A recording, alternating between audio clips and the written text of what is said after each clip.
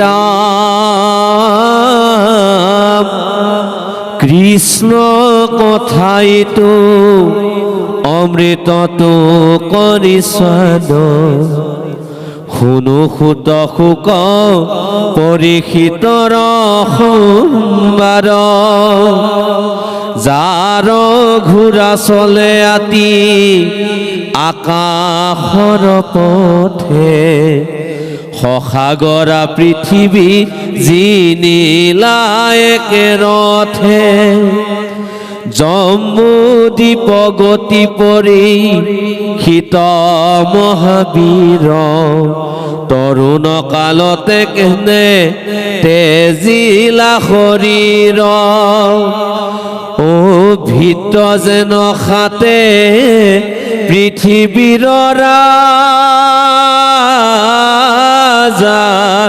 যত কৃষ্ণত ভকত তেন্তে মহাভাগৱত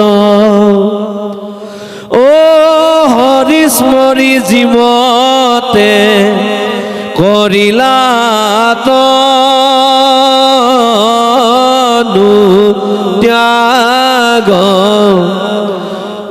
ও ৰাম কহিও তাহান জন্ম সুতম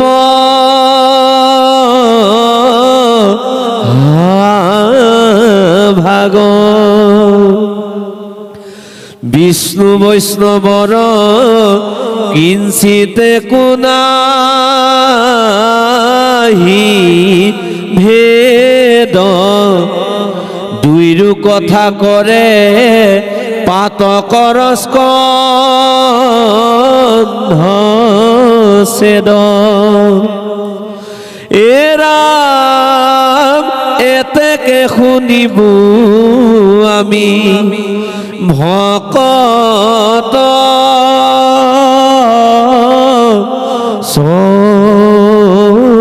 চৰিত্ৰ ও এহি খে দৌৰিবে দুৰ্ঘোৰ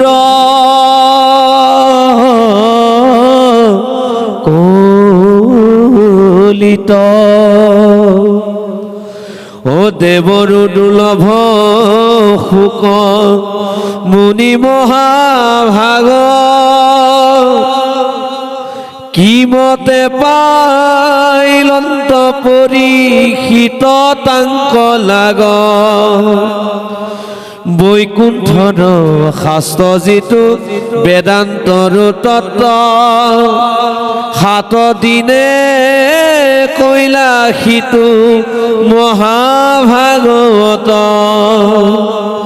কিহেতু ৰাজা কয়াসী খাইলে কতক্ষকে পাইলা গতি ভাগৱত শ্ৰৱণ মাত্ৰকে ও ৰাম বৈষ্ণৱৰ বৃত্তান্ত শুনিবে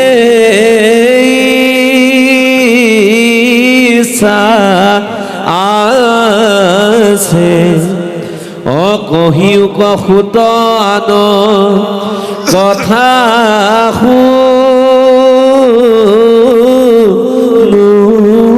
পাছে কৃষ্ণ কি কাৰণত পৰীক্ষিতৰ স্খলন ঘটিল এটাই কথা মনত ৰাখিব যেতিয়ালৈকে চঞ্চল মন স্থিৰ নহয় চিত্তৰ চঞ্চলতা নাশ নহয় তেতিয়ালৈকে কিন্তু ভগৱন্তই কৃপা নকৰে মাধৱদেৱে কি লিখিলে বাৰু 129 নম্বৰ ঘোষাজোকাত লিখিলে তুমি চিত্ত বৃত্তি মোৰ অৰ্থাৎ হে ঈশ্বৰ তুমি চিত্তৰ বৃত্তিখিনি মোৰ চিত্তৰ বৃত্তিখিনিৰ ওপৰত যেতিয়ালৈকে আপোনাৰ নিয়ন্ত্ৰণ নাহে তেতিয়ালৈকে আপুনি ভগৱন্তৰ প্ৰিয় পাত্ৰ হ'ব নোৱাৰে প্ৰমাণ বিকল্প বিপৰ্যয় নিদ্ৰা স্মৃতি এই পাঁচটা হ'ল চিত্তৰ বৃত্তি ঈশ্বৰ কেনে প্ৰমাণ চাব নাপায় বিশ্বাসে মিলাই হৰি তৰ্কে বহুত ঈশ্বৰৰ বিকল্প নাই। আৰু ব্ৰহ্মচৰ্য স্খলনকেই বিপৰ্যয় বুলি কোৱা হয়। 4 নম্বৰত নিদ্ৰা, শুই থকা শিয়ালে হাঁহ ধৰিব নোৱাৰে। সময়ৰ কাম যদি সময়ত কৰিব নোৱাৰে, পাংচুৱেল হ'ব নোৱাৰে, নিয়মানুৱৰ্তিতা আৰু সময়ানুৱৰ্তিতা যদি বুজি নাপায়, তেওঁ জীৱনত কষ্ট পাব, কষ্ট পাব। কাৰণ যত্ন কৰিলেহে ৰত্ন পায়। মই এটা কথা ক'ব বিচাৰোঁ ডেকা গাভৰুবিলাকক, এইখন অসম মাতৃয়ে, এই শস্য শ্যামলা ভূমিখনে কোটি কোটি বিদেশী মানুহক যদি ভাত কাপোৰৰ যোগান ধৰিব পাৰে, এমুঠিমান অসমীয়া ডেকা গাভৰুৱে কি নিজৰ ভাত কাপোৰ নাপায়? মই কওঁ, ময়ো চাকৰি নকৰোঁ, পঢ়া শুনাও মোৰ বেছি নাই, সাধাৰণ মই খেতিয়কৰ ল'ৰা, কিন্তু চাকৰি নকৰিলেওতো মই ভাত খাই আছোঁ। আপোনালোকে মতাৰ কাৰণেহে মই ভাগৱতত আহিছোঁ। এয়া কিন্তু মোৰ মুখ্য কাম নহয়। মোক থিয়েটাৰতহে পাব, মই থিয়েটাৰৰহে মিস্ত্ৰী এজন। মোক আপোনালোকে কিন্তু এক্টিং কৰা দেখা নাপাব। আপোনালোকে যে থিয়েটাৰবোৰ চাই, ধুনীয়া ধুনীয়া ঘৰবোৰ দেখে, হেডমাষ্টাৰৰ ৰুম, অচিৰ ৰুম দেখে, টাইটানিকত জাহাজখন ওলটাই দিয়ে, কুশলকৰ নাটকত ইঞ্জিনটো বগৰাই দিয়ে, মহাভাৰতত ষ্টেজত জুই লগাই দিয়ে, হয়নে? সেই কামবিলাক আমিয়ে কৰোঁ। মোৰ সেয়া মুখ্য কাম। মোৰ থিয়েটাৰত ভেলকি বাজি দেখুওৱা কামটো মোৰ। তো কেৱল মই ভাগৱত পাঠতে নাথাকোঁ। যেতিয়া দৰকাৰ হয় মই ভোজ ৰান্ধিবও সোমাম। প্ৰয়োজন হ'লে বুঢ়া মানুহজনে নোৱাৰা হৈছেগৈ, মই ভাত মুঠিও ৰান্ধি দিম, শ্মশানত সহায় কৰি দিম। কিন্তু ঘৰখনটো চলি আছে। আজি এটা দুটা নহয়, 3 কুৰি 12টা পৰিয়ালক আমাৰ পৰিয়ালটোৱে অন্নমুঠি যোগান ধৰিছে। কিন্তু আমাৰ পৰিয়ালতো কোনো চাকৰি নকৰে। গতিকে কেৱল চাকৰিয়েই জীৱন নহয়। সেইকাৰণে কৈছোঁ, কোটি কোটি বিদেশী আছে অসমত, আৰু সেই বিদেশীবিলাকে স্বদেশী হৈছে। মই মৰমেৰে কৈছোঁ, আমাৰ মৰমৰ পথাৰখন এৰিব নালাগে। মৰমৰ পথাৰখন যদি আমি এৰোঁ, তেতিয়াহ'লে আমি স্বদেশতে বিদেশী হ'ম। সেয়ে কৈছোঁ, পৰীক্ষিতে কি কৰিছিল, মাজে মাজে নিজৰ ৰাজ্যখন পৰিভ্ৰমণত গৈছিল। এনেকৈ পৰিভ্ৰমণত যাওঁতে তেওঁ কলিক বৰ দিছিল। কলিয়ে কৈছিল, মোক আপুনি পেলাই দিব নোৱাৰে, হত্যা কৰিব নোৱাৰে, যাব ক'ব নোৱাৰে। আৰু তেতিয়া পৰীক্ষিতে ক'লে, তোমাক কি লাগে কোৱা, তুমি ক'ত থাকি ভাল পোৱা? তেতিয়া কৈছেগৈ, য'ত বেয়া বস্তুবিলাক পেলাই দিয়ে তাক কি বুলি কয়? বোলে চোৱাপাতনি। চোৱাপাতনিখন মোৰ ৰাজধানী।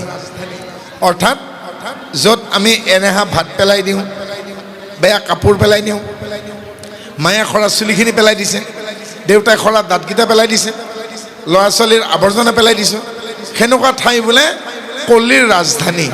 তাৰমানে ইমান বেয়া ঠাইতকৈ থাকি ভাল পায়। মহাৰাজ, যদি চোৱাপাতনিখন মোৰ কেপিটেল মানে ৰাজধানী হয়, মোৰ ৰংগমঞ্চ হয়, সেনেকুৱা কেইখনমান মোক বেয়া ঠাই দিয়ক। ৰজাই কি দিলে? মাটিৰ সীমাত, সেয়ালৈকে ভাৰত পাকিস্তানে হওক, ভাৰত চীনে হওক, সেয়ালৈকে ইজৰাইল আৰু ইৰাণৰ সীমা, সেয়ালৈকে গাজা সীমান্তই হওক, সেয়া ৰাছিয়া ইউক্ৰেইনৰ, মুঠতে মাটিৰ সীমাত শনি, সেয়ালৈকে কলিতা বৈশ্যই হওক, গগৈ শইকীয়াই হওক, নহয় জানো? দ্বিতীয়তে ক'ত দিলে? সোণত। ৰাতিপুৱা গুৱাহাটীৰ নিচিনা মহানগৰীত 5 বজাত মৰ্ণিং ৱাক কৰিব যাওঁতে কি কাপোৰ পিন্ধিছে মই নকওঁ, কিন্তু ডিঙিয়া কাৰণে আধা কেজিমান পিন্ধিবৰ কাৰণে কি দৰকাৰ আছে? চোৰকেইটাই ভালে পায়। মেডাম কালিও পিন্ধি আহিব, ছিঙিয়ে লৈ যায় বাপ্পেকে। ৰাতিপুৱা 5টা বজাত কাৰোবাৰ বিয়াত গৈছে নেকি? কি দৰকাৰ কাণে ডিঙিয়ে ওলমাই ল'ব লাগে? হৰিণাৰ মাংসই বৈৰি। এটা বাঘে পেট ভৰাই খাই শুই আছে, আৰু মাকৰ পৰা হেৰুৱা হৰিণা পোৱালি এটা আগেই দি গৈছে। বাঘে কিন্তু উগাৰি মাৰি আছে, এটা অকণমানো জেগা নাই। কিন্তু হৰিণা পোৱালিটো দেখি পেলাই বাঘে ল'ব নোৱাৰিলে। সি ভাবিলে ভগৱানে মোক এটা চিকেন ৰোল পঠাইছে, হাউমকৈ তাকো খাই থৈ দিলে। খাবৰ মন নাছিল, পেট ভৰি আছিল, কিন্তু এই অকণমানি হৰিণা পোৱালিটো দেখিলে এইটো মই এৰিম নে? ভাত খাই উঠি তামোল খোৱাৰ দৰে সেইটো গিলি গিলি থ'লে। গতিকে হৰিণাৰ মাংসই বইল। সেইকাৰণে মহাৰাজে কি কৰিলেগৈ? সোণত দিলে। তাৰপিছত ক'ত ক'ত দিলেতো গমে পায়, যোৱা পাশা, মদৰ ঘাটি বেশ্যালয় চবে দিলেগৈ। এইবাৰ কিন্তু কলিয়ে কি ক'লে, মহাৰাজ মোক দিছে হয়, আপুনি মনতো ৰাখিব, যি যি স্থানত আপুনি মোক দিছে সেই সেই স্থানত আপুনিও বিপদত পৰিব। আৰু ষ্ট'ৰ ৰুম বা মিউজিয়াম গ'ল, গৈ কি দেখিলেগে, কুৰুক্ষেত্ৰ যুদ্ধৰ অস্ত্ৰ শস্ত্ৰ সকলো চালে। শেষত মহাৰাজে এটা মুকুট ভাল দেখিলে, সেই মুকুটটো জৰাখণ্ডৰ আছিল। আৰু সেই মুকুট ভাগ পিছদিনাখন যেতিয়া এটা পাত্ৰত গাখীৰত ডুবাই আনিছে, আচলতে মহাৰাজে দেখা নাপালে সেইটো সোণৰ বুলি, পিছফালৰ পৰা পিন্ধাই দিলে। কিন্তু পিন্ধাওঁতে বেদৰ মন্ত্ৰই গালে, আৰু মূৰত পিন্ধাই দিওঁতে তেওঁক কলিয়ে পালে। গতিকে বাচি খাবা জাগি শুবা। আৰু মুকুটটো পিন্ধাৰ লগে লগে তেওঁ মৃগয়া কৰিবলৈকে মন গ'ল। মৃগয়াত তেওঁ একো প্ৰাণী বধ কৰিব নোৱাৰিলে। আপোনালোকে সকলোখিনি জানে সাপ কেনেকৈ পালে। গতিকে সকলো কাম আমি সচেতন হৈ কৰিব লাগে, আৰু সচেতন হৈ নকৰাৰ বাবে এই পৰিৱেশ পৰিস্থিতি। আৰু সেই পৰিৱেশত কি হ'ল, সেই ঋষিপুত্ৰৰ অভিশাপ পালে 7 দিনৰ ভিতৰত তেওঁৰ মৃত্যু হ'ব লাগে। কিন্তু মৃত্যুৰ অভিশাপ পোৱা পৰীক্ষিতে মৃত্যুক কেনেকৈ জয় কৰিলে, তেওঁ কেনেকৈ শ্ৰৱণত 7 দিনত ভাগৱত শুনি শেষ কৰিলে, কেনেকৈ তাৰ ফৰ্মুলা এটা আছে। প্ৰথম দিনাখন ৰাতিপুৱা ক্ষীৰস্থান পিন্ধাই দিয়া হ'ল, দুপৰীয়া মৃগয়াত গ'ল, অপৰাহ্ন বেলিকা আহি পাইছে, আৰু সন্ধিয়া বেলিকা শুকদেৱ আহিছে।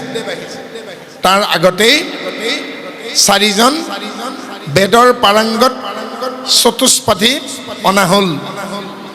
আৰু তেওঁলোকক পৰীক্ষিতে সুধিছে, হে সজ্জনসকল, আপোনালোকক একদণ্ড সময় দিম, 24 মিনিট অৰ্থাৎ মোক এটা কথা বুজাই দিব লাগে যে মোৰ প্ৰতি অভিশাপ আহিছে, আপোনাসৱে সেই অভিশাপটোৰ পৰা মোক কেনেকৈ বচাব পাৰে।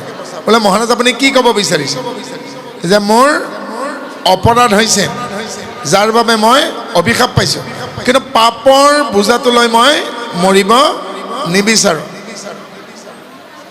আইসকল বাপসকল, প্ৰসাদ পাইছে যদি অকণমান নিজানে লওকচোন, নহ'লে শুনাসকলে কষ্ট পাব। কাৰণ চাওক, মোৰ ক'বলগীয়া আছে, মই কৈ যাম, কিন্তু যদি আপোনালোকে নুশুনে কি হ'বগৈ তেতিয়া। মোৰ একো নাই, কাৰণ আমাৰতো এইটো কৰ্মই। এতিয়া আছোঁ, অলপ পিছতে মই আকৌ তিতাবৰ উৰিম দেই, যি নহওক। আৰু তেতিয়া 4জনক ক'লে, মই পাপৰ বোজাটো কান্ধত লৈ মৰিব নিবিচাৰোঁ, পাপৰ বোজাটোতহে মই মৰিম, কাৰণ জন্মিলে মৰিব লাগে। তেওঁলোকে 4জনক ক'লে, এটা উত্তৰ বিচাৰিছে, নোৱাৰিলে। আৰু তেতিয়া ৰজাই ক'লে, আপোনালোকে এজন এজনকৈ কওক। তেতিয়া প্ৰথমজনে ক'লে, মহাৰাজ যজ্ঞ কৰাই ভাল হ'ব। তেতিয়া ক'লে মহাৰাজে, ইয়াতেই যজ্ঞ কৰিম, মোৰ পুত্ৰ জন্মজয় যোগাৰ দিব, যজ্ঞ কৰাৰ আগতে কি কৰিব লাগিব। তেতিয়া ক'লে, বোলে 12 বছৰ হাল বাব লাগিব, অৰ্থাৎ যজ্ঞ কৰাৰ নিয়ম 12 বছৰ হাল বাই সেই ঠাইখিনি পবিত্ৰ কৰিলে যজ্ঞ কৰিব পাৰি। তেতিয়া মহাৰাজে কৈছে, মোৰ হাতত আৰু 6 দিন সময় আছে, 12 বছৰ হাল বাই থাকিলে মৰিম কেতিয়া। First fail. ছেকেণ্ডজনে কৈছে, মহাৰাজ তীৰ্থ কৰাই ভাল হ'ব। তেতিয়া পৰীক্ষিতে সুধিছেগৈ, তীৰ্থসমূহ কোনে বনাইছিল। মহাৰাজ আপোনালোকৰে পূৰ্বপুৰুষ বিদুৰে বনাইছিল। তে মহাৰাজে সুধিছে, বিদুৰে এনেকুৱা কোনখন তীৰ্থ তৈয়াৰ কৰিছে যিখন তীৰ্থত মোৰ নিচিনা এটা পাপীয়ে স্নান কৰিলে মুক্তি পাব। কাৰণ মই ঈশ্বৰৰ নাম লৈ থকা ঋষি এজনৰ ডিঙিৰ মণি মালা কমণ্ডলু কেৰেপা গুচাই দি মৰাসাপ ডিঙিত ওলমাই দিছিল। যে এনেকুৱা ভ্ৰষ্টাচাৰী, ঋষিক সন্মান কৰিব নজনা, ভগৱন্তক ধ্যান কৰি থকা ধ্যানমগ্ন যোগীৰ ধ্যান ভংগ কৰা অপৰাধী জানো কোনোবাৰ তীৰ্থত স্নান কৰিলে মুক্তি পাব। তেওঁ মনে মনে থাকিল। 3 নম্বৰজনে কয় যে মহাৰাজ দান কৰাই ভাল হ'ব, দানৰ সমান পুণ্য নাই। তেতিয়া মহাৰাজ পৰীক্ষিতে কৈছেগৈ, মই ৰজা হৈ থাকোঁতে 16 প্ৰকাৰ দান কৰিছোঁ। ভূমিদান, বস্ত্ৰদান, অন্নদান, গোদান, লোণদান, সোণদান, এনেকৈ 16 প্ৰকাৰ দান কৰিছোঁ, মাত্ৰ এবিধ বাকী আছে। বোলে কি বাকী আছে? দধিচি মুনিৰ দৰে দেহাটো দিব বাকী আছে। কিন্তু মোৰ নিচিনা পাপীৰ দেহাটো জানো ল'ব? দধিচি মুনিৰ হাড়েৰে বজ্ৰ তৈয়াৰ হৈছিল। তেতিয়া ক'লে মহাৰাজ দানেৰেও নহ'ব। আৰু চতুৰ্থজনে আত্মসমৰ্পণ কৰিলে, অৰ্থাৎ যজ্ঞৰে দানেৰে তীৰ্থৰে মহাৰাজ পৰীক্ষিতে পৰিত্ৰাণ নাপালে। আৰু তেতিয়া মহাৰাজে দূষিত হ'ল। সেই সময়তে নাৰদে কৈছে ভগৱন্তে যি কৰে ভালৰ অৰ্থে কৰে। আৰু নাৰদে কৈছে আপোনাক মই সৰু কথা এটা কওঁ, আপোনাৰ যে ভাল হৈছে। বোলে কিডাল ভাল হৈছে? মই ডেকা কালতে এতিয়া জীৱনটো এৰিবলগীয়া হৈছে।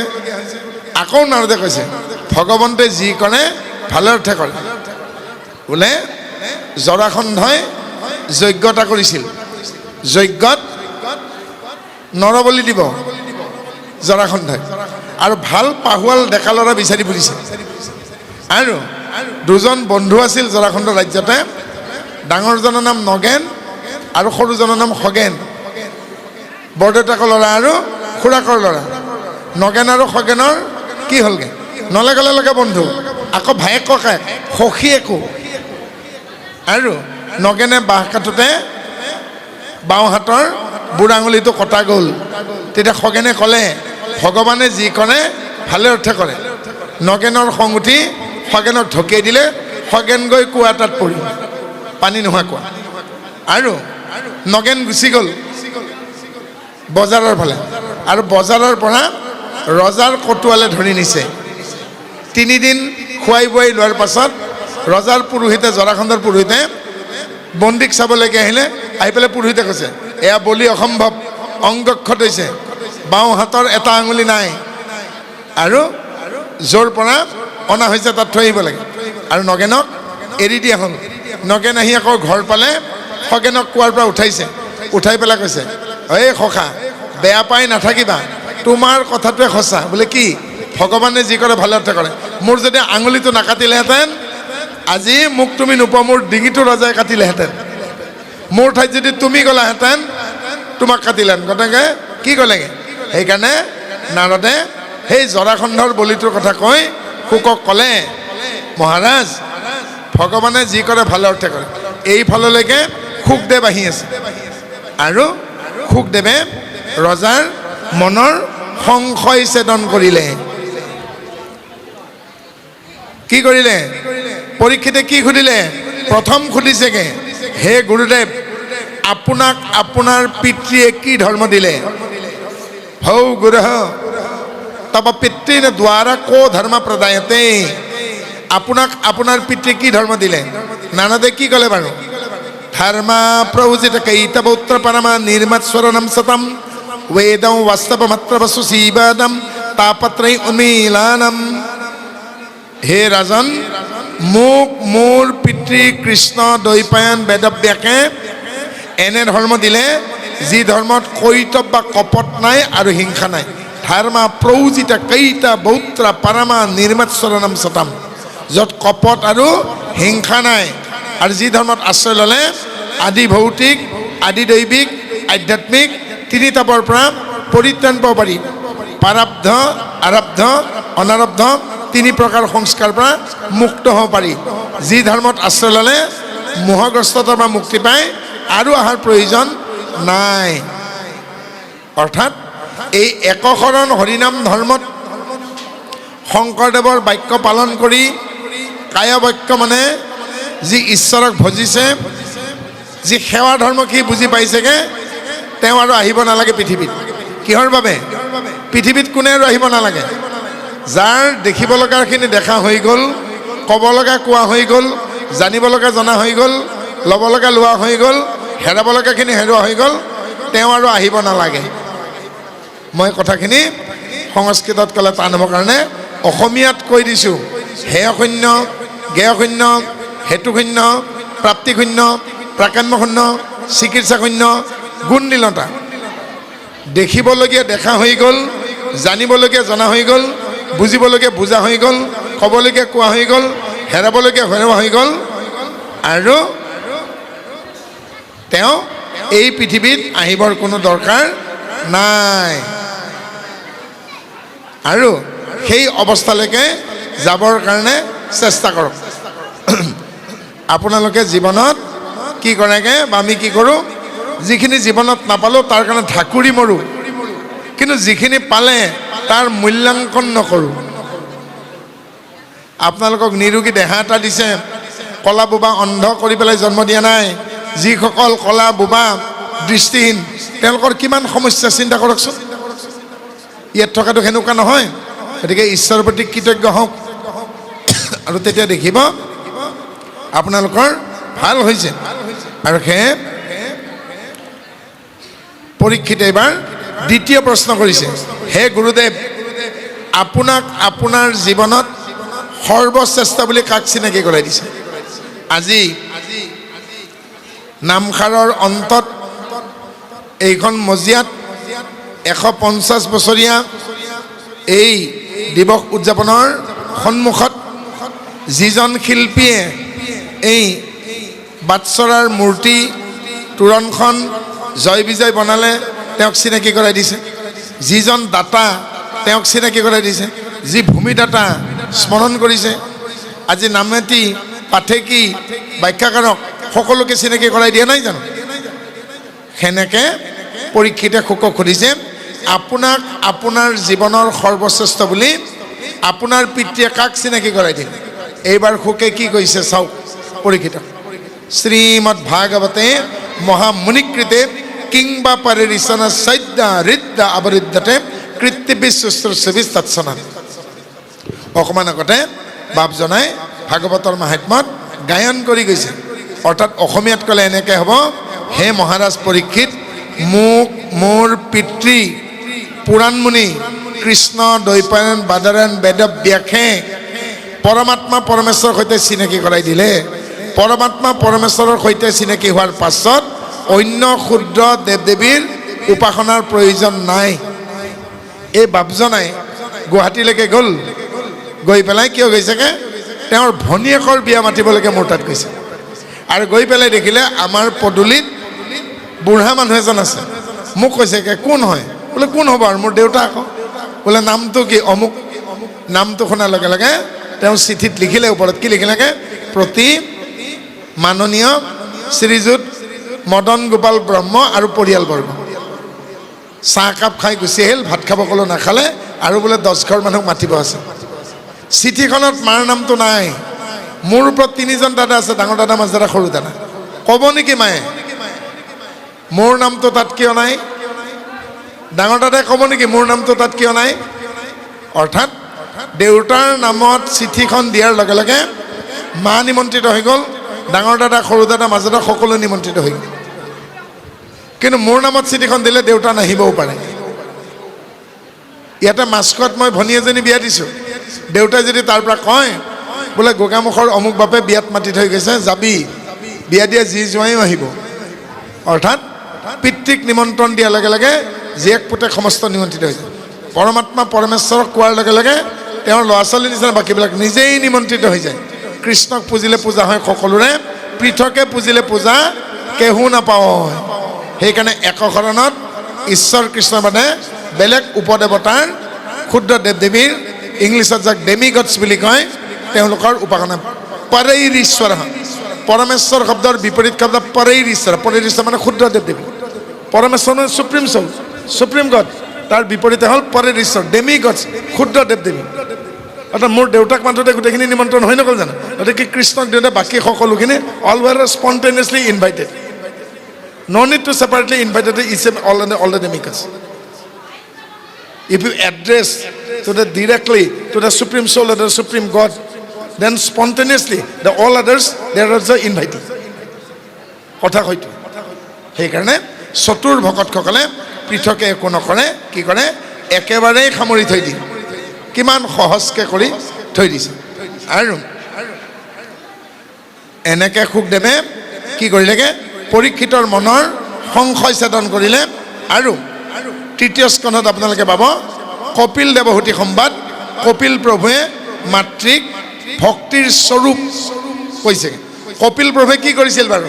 ইয়াতে যদি কোনোবা ফিলচফিৰ মানুহ আছে, দৰ্শনৰ মানুহ আছে, তেওঁলোকে জানিব এখন দৰ্শন আছে খুব টান, সেইখনক সাংখ্য দৰ্শন।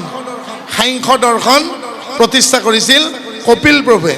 মাকৰ মনৰ সংশয় ছেদন কৰিলে। এইকাৰণেই সাংখ্য দৰ্শন ক'ব লগা হ'ল শুকদেৱে পৰীক্ষিতৰ আগত যে এই শৰীৰ আৰু আত্মা কি। প্ৰথমতে শুকদেৱে পৰীক্ষিতে যে শাৰীৰিক ভয় আছিল, ফিজিঅলজিকেল ফবিয়া, এই শৰীৰটো হেৰুৱাৰ ভয়টো, সেই ভয়টো গুচালে। এই শৰীৰটোৱে আত্মা নহয়, শৰীৰটোত যদিও আত্মাটো আছে সি অসম্পৃক্ত। চকু, কাণ, নাক, জিভা, ছাল, বাক, পায়ু, উপস্থৱ, কিডনী, লিভাৰ, পেংক্ৰিয়াছ, ক্ষুদ্ৰান্ত, বৃহদান্ত, চুলি, ছাল ক'তো আত্মাটো লাগি থকা নাই। আত্মা ইয়াৰ লগত অসম্পৃক্ত। দেহতে আছা তুমি ভূঞা দেহহীন, যেন অগ্নি থাকন্তেও কাষ্টত কৰি ভিন্ন। দিয়াচলাই বাহাটোৰ ভিতৰত দিয়াচলাই কাঠিকেইডাল সোমাই থৈ দি আছে। জুই লাগি আছে নেকি বাৰু? যেতিয়ালৈকে দিয়াচলাই কাঠি এডাল লৈ বাখৰখিনিত ঘহনা মাৰি নিদিয়ে, জুই লাগিব নেকি? মোৰ ভনীজনী গুৱাহাটী মোৰ ঘৰত আছে। পাঠেকী বাপজনৰ ভায়েকজন ইয়াতে গোগামুখত আছে। গোগামুখত ল'ৰা এটা, গুৱাহাটীত ছোৱালী থাকোঁতে দুইটাৰ মাজত সংসাৰ হ'ব নেকি? তেওঁলোকে অহা বছৰলৈকে 3টা হ'ব পাৰিব জানো? যেতিয়ালৈকে আঁঠুৱাৰ তলত সোমাই পেলাই মহ নামাৰে 2টাৰ পৰা 3টা হ'ব জানো? পালে বুজি? ল'ৰাটো বৰলা হৈ থাকিব, ছোৱালীজনী আবিয়ে হৈ থাকিব। খোলা কথা, মই নামবোৰ সলাই দিছোঁ, হয়নে? গতিকে ফাগুন মাহত জুই লাগে, বাঁহে বাঁহে ঘঁহনি খাওঁতে সেই ফিৰিঙতি পাতত পৰিলে জুই লাগে। কিন্তু বাঁহ গছৰ ওপৰত জানো জুইখিনি আছে? গতিকে যেনেকৈ গছকেইডালত বা কাঠত থকা স্বত্তেও জুইখিনি দেখা কাৰণে যেন অগ্নি থাকন্তে কাষ্টটো কৰিবিন, সেনেকৈ এই দেহটোতে আত্মা আছে, কিন্তু চকু, কাণ, নাক, জিভা, ছাল ক'তো লাগি থকা নাই। মোৰ দাদা বহি আছে চাউল ধোৱা বালিজানৰ গোগামুখৰ, তেখেতে মেডিকেল ডিপাৰ্টমেণ্টৰ মানুহ, বহুত অপাৰেশ্যন দেখিছে। এতিয়া তেখেতে যদি ডক্টৰ এজনক কয়, ছাৰজনক কয়, ছাৰ 1 লাখ টকা দিম, এজন মানুহৰ আত্মাটো ক'ত থাকে মোক অপাৰেশ্যন কৰি দেখুৱাই দিয়ক, নেহি চলেগা। ডক্টৰে অপাৰেশ্যন কৰি দেখুৱাই দিব নোৱাৰে যে এইটোৱে আত্মা বুলি। তেওঁ যদি কয় 1 কোটি টকা দিম ছাৰ, বোলে কি লাগে? এই সাধাৰণ বস্তু এটা লাগে ছাৰ। ডক্টৰ এজন আছিল কি তেজৰ ডক্টৰ। তেজৰ ডক্টৰক কি বুলি কওঁ? হেমাটলজিষ্ট। তেজৰ ডক্টৰক যদি আমাৰ শইকীয়া বাপে সোধে, ছাৰ 1 কোটি টকা দিম, কাকো নকওঁ, খালি মোক দেখুৱাই দিলে কি হ'লগৈ? মানুহৰ শৰীৰত 2বিধ তেজ থাকে, ৰঙা আৰু বগা, লোহিত ৰক্তকণিকা আৰু শ্বেত ৰক্তকণিকা, WBC আৰু RBC। হীৰা আৰু ধমনী 2বিধ নানি। ছাৰ মোক এটা বস্তু দেখুৱাই দিয়ে, বোলে কি? ছাৰ ডেকা ল'ৰা এটা আনি দিম, অপাৰেশ্যন কৰি আপুনি মোক বস্তু এটা দেখাই দিব। কি? বোলে সেই টোপাল তেজ দেখুৱাই দিয়ক, যি টোপাল তেজ ডেকা ল'ৰা এটাৰ পৰা ছোৱালীজনীৰ গৰ্ভত যাওঁতে সন্তান হয়। যি টোপাল তেজৰ কাৰণে ল'ৰা এটা বাপেক হয়, ছোৱালীজনী মাক হয়। অপাৰেশ্যন কৰি মতা মানুহৰ শৰীৰত, এটা ডেকা ল'ৰাৰ শৰীৰত সেই টোপাল তেজ ক'ত থাকে মোক দেখুৱাই দিয়ক। ডক্টৰে ৰিজাইন দি পলাব। 1 কোটি টকা দিলেও ডক্টৰ এটাই, তেজৰ ডক্টৰে এই বুলি দেখুৱাই দিব নোৱাৰে। শইকীয়া, এজন ডেকা মানুহৰ শৰীৰত 5 লিটাৰৰ পৰা 6 লিটাৰ তেজ থাকে, ৰঙা তেজো থাকে, বগা তেজো থাকে, কিন্তু কোন টোপাল তেজৰ পৰা এটা ল'ৰা বাপেক হয়, এজনী ছোৱালী মাক হয়, সেই তেজ টোপাল মই অপাৰেশ্যন কৰি দেখুৱাই দিব নোৱাৰোঁ। এতিয়া পাঠেকী বাপজনে যদি মোক এৰোপ্লেনত গৈ আছোঁ, কালি বাংগালোৰ যাবলগীয়া মোৰ টিকট আছে আবেলি, যদি তিতাবৰত নাযাওঁ মই বাংগালোৰ গুচি যাম। এতিয়া বাপে যদি কয় আকাশৰ পৰা, অ' বাপ এই পুখুৰীটো ক'ত আছে? বোলে আকাশত তোমাৰ কি পুখুৰী? কিয় বৰষুণ হয় যে পৃথিৱীত যে বৰষুণ হয়, ক'ৰবাৰ পৰা পানী দিয়ে, ঈশ্বৰে কোনটো পুখুৰীৰ পৰা পানী দিয়ে? বোলো হেৰি, মূৰত গোবৰ থকা কথা নক'ব। ইয়াত ওপৰত ক'তো পুখুৰী সাগৰ একো নাই। আকাশত ক'ৰবাত সাগৰ আছে নেকি? একো নাই। হাইড্ৰজেনৰ 2টা অণু, অক্সিজেনৰ 1টা অণু লগ লাগিলে H2O পানী হয়। এইবাৰ যদি কয়, অ' বাপ পুখুৰী দেখাই দিব নোৱাৰে, মোক পাহাৰখনকে দেখুৱাই দিয়ক। বোলে কিহৰ কাৰণে? এই ধুমুহা বৰষুণ হ'লে যে শিলগুটি পৰে, বৰফৰ শিলগুটি নপৰে জানো? হিলষ্ট্ৰম। এবাৰ বাপে সুধিছেগৈ, পুখুৰীটো নালাগে, মোক পাহাৰখন দেখুৱাই দিয়ক। কাৰণ পাহাৰ চাৰ নাথাকিলে শিলগুটি কৰিব পাৰিব মই বোলে ইয়াত পাহাৰো নাই পৰ্বতো নাই তেতিয়াহ'লে এই বৰফৰ শিলগুটিবিলাক কেনেকুৱাকৈ পৰে যোগাত্মক আধান আৰু বিয়োগাত্মক আধান আৰু এই দুই ধৰণৰ আঘানৰ মাজত সংঘটিত হ'লে মেঘে গৰ্জন কৰে বিজুলী চমকি উঠে আৰু হাইড্ৰজেন আৰু অক্সিজেনৰ অণু লগ লগাৰ পাছত পানী হয় আৰু সেই পানীখিনি -70 ডিগ্ৰী চেলচিয়াছ অৰ্থাৎ -72 ডিগ্ৰী চেলচিয়াছৰ মাজেদি নিম্নচাপৰ মাজেদি যেতিয়া আহে নিজে নিজে এটুকুৰা টুকুৰা বৰফৰ সৃষ্টি হয় টিং ফুটাই দিবও পাৰে ধান চেপেটা কৰি দিব পাৰে ওপৰত কিন্তু পৰ্বত নাই শিল পেলাই দিয়ে ওপৰত কিন্তু পুখুৰী সাগৰ একো নাই বৰষুণ দিয়ে গতিকে ফ্ৰেকশ্যন অফ ছেকেণ্ডত যেনেকৈ বৰষুণ হৈ যায় ফ্ৰেকশ্যন অফ ছেকেণ্ডত যেনেকৈ শিল হৈ যায়গৈ সেনেকৈ ফ্ৰেকশ্যন অফ ছেকেণ্ডত যেতিয়াই ল'ৰা ছোৱালী দুটাৰ মাজত প্ৰেমৰ আস্বাদন হ'ব সেই স্পন্দন জাগিব সেই মুহূৰ্তত সেই টোপাল তেজৰ সৃষ্টি হ'ব যি টোপাল তেজেৰে এজন ডেকা ল'ৰা বাপেক হ'ব 10-10 দিন পাছত আৰু এজনী ছোৱালী মাতৃত্বত কিন্তু সেই টোপাল তেজো দেখুৱাই দিব নোৱাৰে যেনেকৈ আকাশত মই পুখুৰী এটা দেখুৱাই দিব নোৱাৰোঁ য'ৰ পৰা বৰষুণ দিছে এখন পাহাৰ দেখুৱাই দিব নোৱাৰোঁ য'ৰ পৰা শিলগুটি পৰিছে সেয়াই ঈশ্বৰৰ ৰহস্য সময় বিপৰ্যস্ত আৰু এভাগ আমাৰ অনুষ্ঠান আছে এই ধেমাজি জিলাতেই পাৰ্বতীপুৰ নামঘৰত 2 ঘণ্টাৰ কাৰণে আমি তাতে বহিম ৰাতি 10:30 বজাত আকৌ গুৱাহাটীলৈকে ঘূৰি যাম অহাকালি হয়তো মই বাংগালুৰুলৈকে উৰা মাৰিম আপোনালোকৰ আহ্বানত মই লহৰি আহিছিলোঁ আমি এটা পৰিভ্ৰমী চৰাই অকণমান সময়ৰ বাবে চুতীয়াকাৰীত জিৰণি ল'লোঁ মোৰ বন্ধুবৰ আহিছে আচলতে নাৰায়ণপুৰ ধলপুৰ ডকুৱাৰ বৰ্তমান ধেমাজি পাঁচালিত থাকে ভকতী সাগৰ চেনেলটোৰ আমাৰ স্বত্বাধিকাৰী ভৈৰৱ দুৱৰা প্ৰায়ে আমাৰ লগত থাকে আজি আৰু এজন অহাৰ কথাও আছিল মই দেখা নাই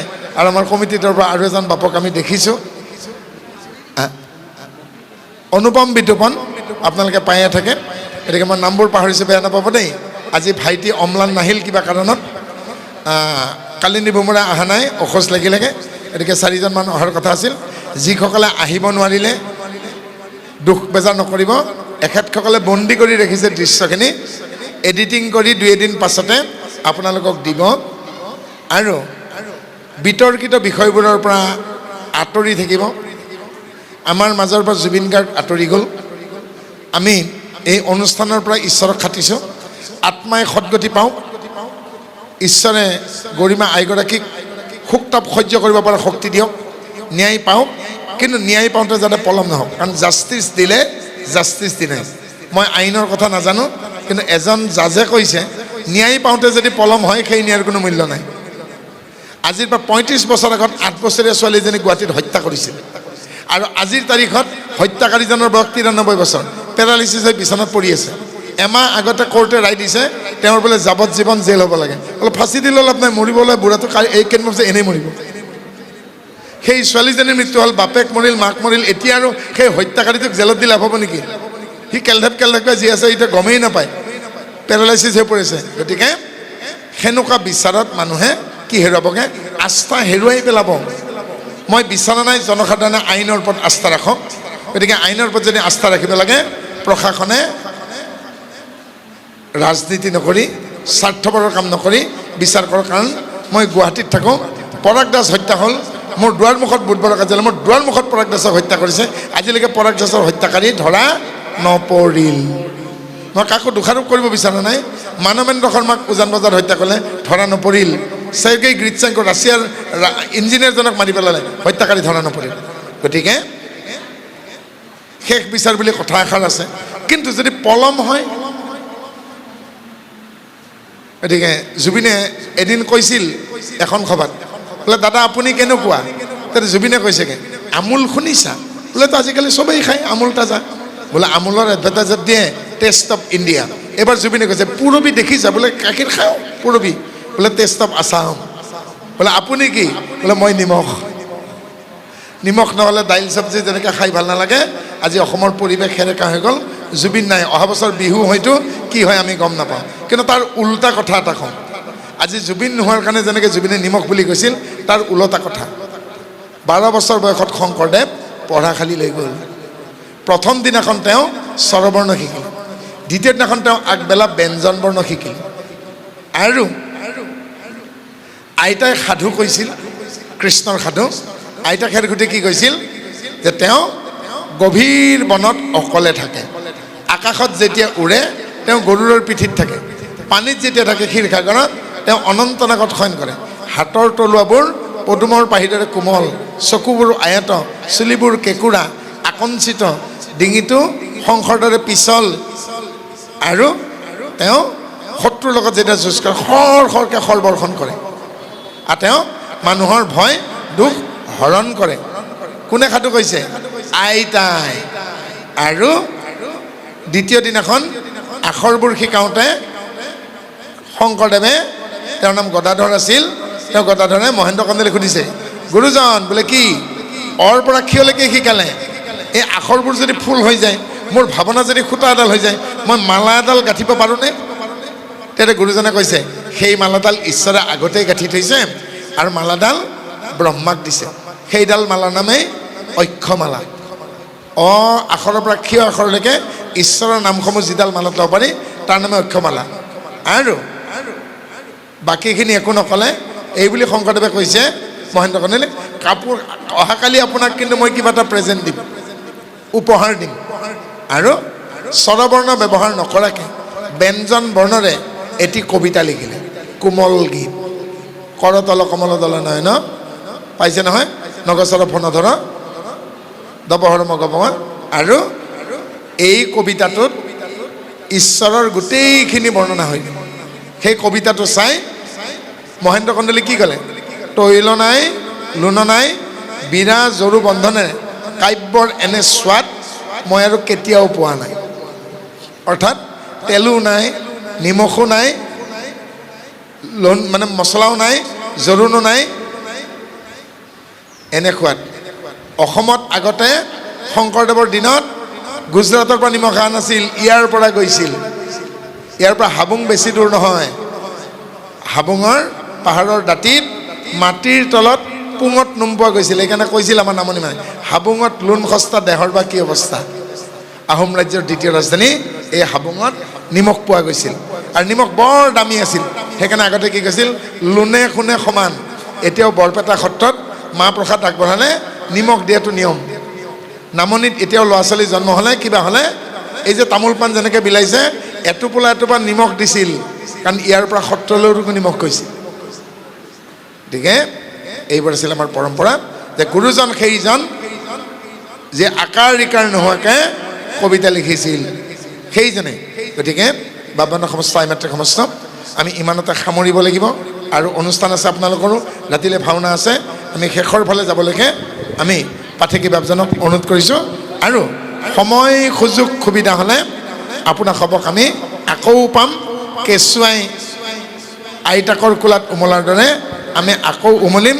আমি কোনো অন্য গ্ৰহৰ পৰা অহা নাই, আমি একেখন আকাশত একেখন পৃথিৱীতে উমলি থকা আমি অসমীয়া মানুহ। আমাৰ মাজত থকা মোৰ অনুৰোধ, এই জাতি অজাতি জনজাতি এইবোৰ পাহৰক।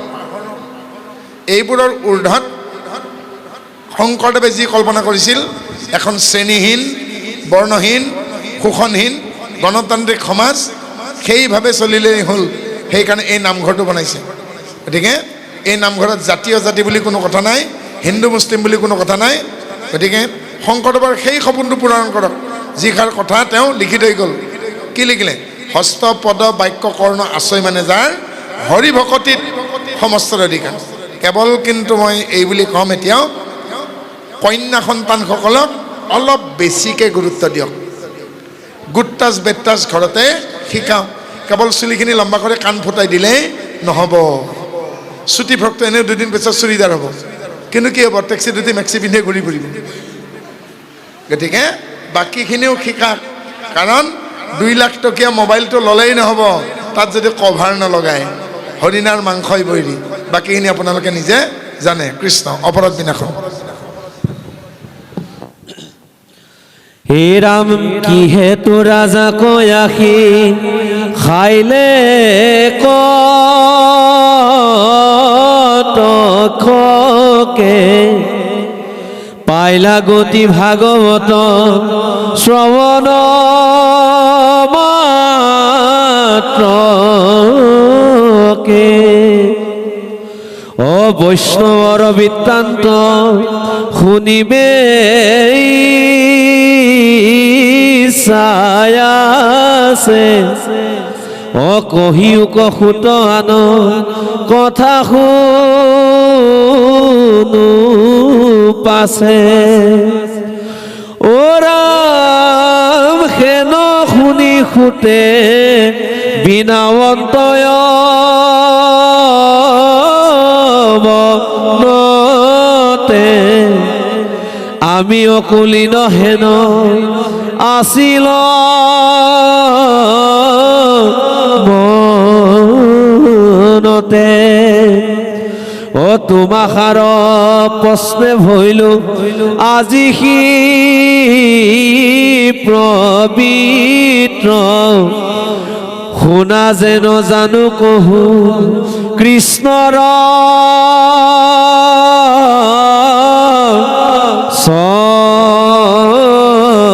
চৰিত্ৰ